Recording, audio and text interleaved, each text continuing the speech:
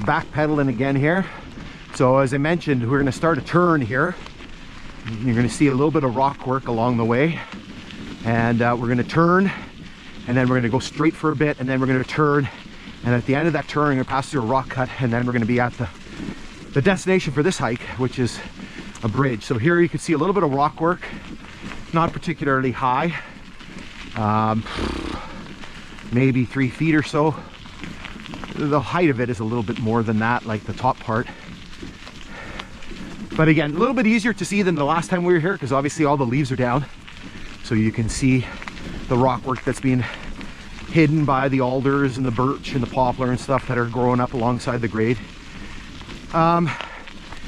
So as we mentioned, this line was abandoned 30 years ago. So 30 years ago this year, so 1994. And then it was taken over by a forest products company, used for a long time as basically an access road.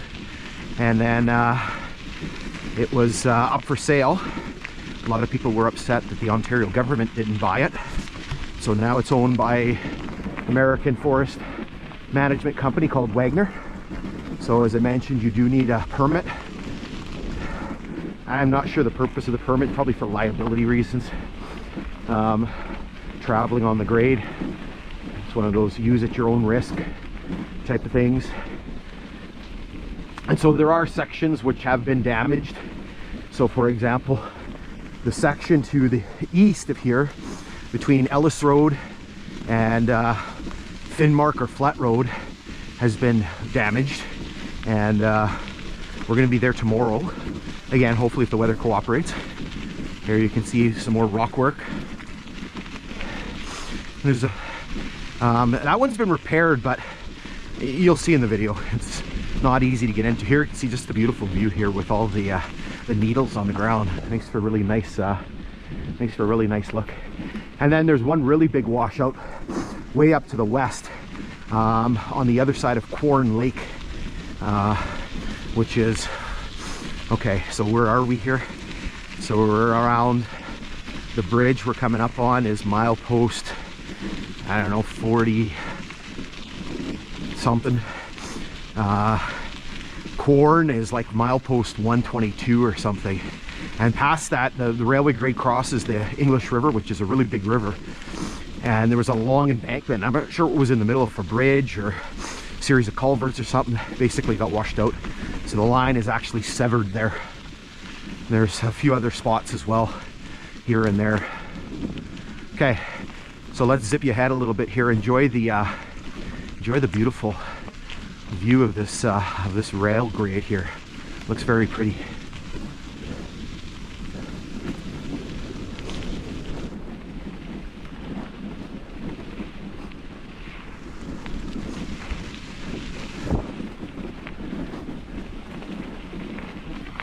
Okay, so here we're back into some rock work again, not particularly high. I don't know if you look at the top here. Oh, look, there's a partridge right in front of us. Didn't even move. Now he's sitting in the tree. I don't know, 6 feet, maybe 7. See, I didn't even good thing I'm paying attention. Just almost ran over the partridge with my bike. Luna's probably losing her mind back there. She chased quite a few already today. Probably got just a little bit more to go, and then we're going to take her out of the trailer. So the rock work continues here. Again, you can see these low spots that normally would be filled up with water.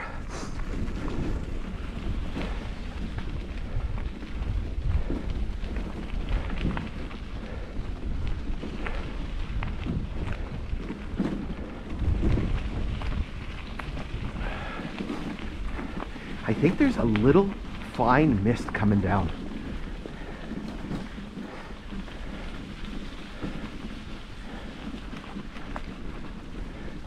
Either that or it's my imagination. Oh, gloves are hard to put on.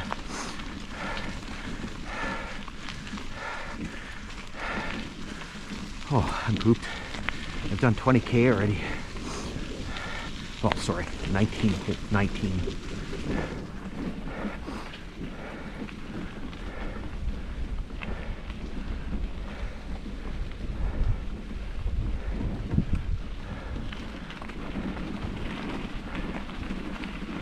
Again, just a beautiful, beautiful view, even with the leaves down.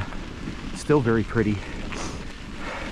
I'm very fond of saying, you know, and if you watch my videos regularly, I always, when I do these hikes, I always try to envision what it would have been like to travel on this line, particularly in the early days, right? I mean, there's people who are still around that worked on this line either as you know, section crews and maintainers, or, you know, locomotive crews.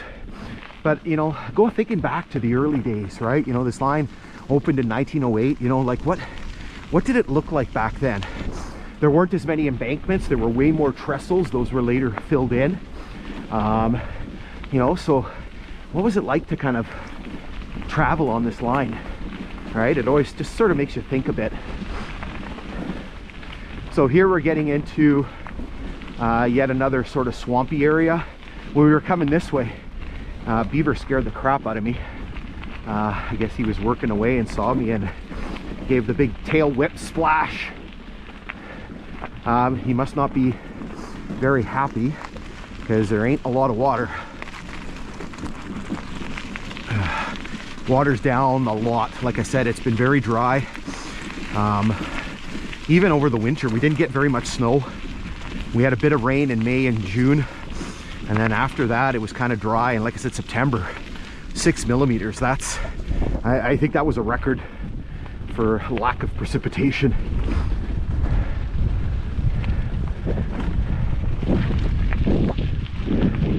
So yeah, I can see all of his work here. You can see cheat trees chopped down. You can see his little paths. Okay, let's hold up here for a second, and then we're in this last curve, rock cut, and then we've got two things to take a look at here. Okay, last little bit of the hike here. So I'm just keeping my eyes out because I don't think it's here, but one of the things we're going to be taking a look at on the other side of this rock cut is we're going to be looking for a water tank, and I haven't been able to find it. Mileage shows it where we're gonna indicate here, but I'm just looking if there's any possibility that it might be somewhere here before the rock cut, because obviously it's not going to be in the rock cut. But I'll talk a little bit. Obviously it's not here. I don't see anything. The geography doesn't look right. So here we're getting into another rock cut. You can see these big sort of normally flooded puddles here, hard to pedal through. Maybe not so much with if you didn't have a dog on the back. We're gonna let her out soon when we get to the water tank spot, I think it is. So getting into starting to see some of the rock work here. It's a fairly lengthy rock cut. So I first came through here, there's a spike down there. When I first came through here in 2020, so 4 years ago, this was completely flooded. Had to literally walk around the rock cut to get to the bridge because there's no way I could ride my bike through here. Then we were here in the summer, same thing. The water was, again, probably up to the doors of the truck. Thankfully now it's dry. And like I said, we've had a little bit of rain here and there. I don't even know how much rain we've had this month, but obviously not enough to do anything here. It's a little bit mucky at the bottom of this part here, especially with the dog. My God. So the rock work kind of gets a little bit bigger here, probably into the, I don't know, how big is that? 12 feet, maybe 15, somewhere in that neighborhood. So you can see here on this side as well, that's probably 12 feet or so, I would imagine. And so here, the rock work comes to an end. I don't know what this thing is. It looks like almost like a piece off a telegraph pole, but so there's a sock. Anybody lose a sock? So here it kind of turns a little bit into a cut. And then up here, we get into our next stopping point. The bridge is just up there, so that's kind of the end of our hike. Not really, but for this episode anyway. So we're gonna pause here, let the dog out, and I'm gonna talk to you a little bit about what the heck was going on here. You see the bridge way up there. I don't know if you can make out the railings of the bridge. Okay. Squeak! Love when the brakes get wet. Okay. Let's let the DOG out. You ready, Lynn? Okay, come on. Good girl. Okay. So, let's throw the bike down here for a second. Whew, catch my breath. Okay, let's get the notes out.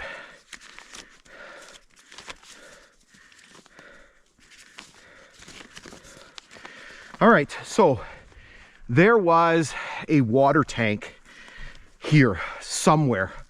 So to tell you the little story of this, so when the line first opened, there was a water tank that was located west of Griff. So Griff Station at the time was located at, where was the water tank? Maybe the water tank was located at 49.10. So that was in 1908. Now, the problem is I don't have a lot of the employee timetables that shows you where this stuff is. So I have a 1908 one, and then I have a 1915 one, and then I have a 1918 one, and then I continue on from there, right? So I have some gaps in there. So in 1908, the water tank is west of Griff, but in the 1915 timetable, it shows it it shows it here. At milepost 44.5, or there were some changes in the mileage, so 45.3. And so the water tank was here in 1915, and then it's here until 1923. And then 1923, what ends up happening is the tank is eliminated, because what happens is in 1924 is when the line is rerouted. And so basically, we eventually lose the water tank at Donau, and so one is established at Ellis, and then this water tank is removed because, again, there was one just a little bit further to the west at Ellis. So again, the tank was here sometime around about 1915. I know there were some upgrades that were done on the line around about 1910, 1911. We're going to talk about that when we get to Griff. So it was here in 1915, and it was here until 1923. I've looked around. This is actually a hole that I dug with a shovel, just trying to see, because the water tank's got a pretty big footprint. And, you know, we've seen some of them. So, for example, we can see the one at Donau really, really well, right? You know, it's a big octagonal shaped foundation. It's pretty huge. I've seen water tanks before. They're usually located right beside the grade. And the problem is that it's got to be here. The timetables show it 1 to 1.1 to 1.2 miles west of Griff, which is somewhere in this area here, because, again, you've got a rock cut, so it's not going to be there. And as you're going to see up here, everything drops off fairly quickly. So there's nowhere that you could have a tank there. And I've looked on the other side of the bridge, and there's nothing there as well. So it had to have been somewhere in this area here. And again, I've looked around. Again, here's another hole that I would have dug, right? Just trying to see if there's something underneath here. So either it was ripped out, or it's buried pretty deeply under the material. But it's so weird, because usually they stick out. But I mean, again, it's been 100 years. It's been 100 years. But again, it would have normally been somewhere right here, right beside the grade. And we do have a water source there. So again, what I'll do is I'll flash you up those timetables, and then we'll hold up here momentarily.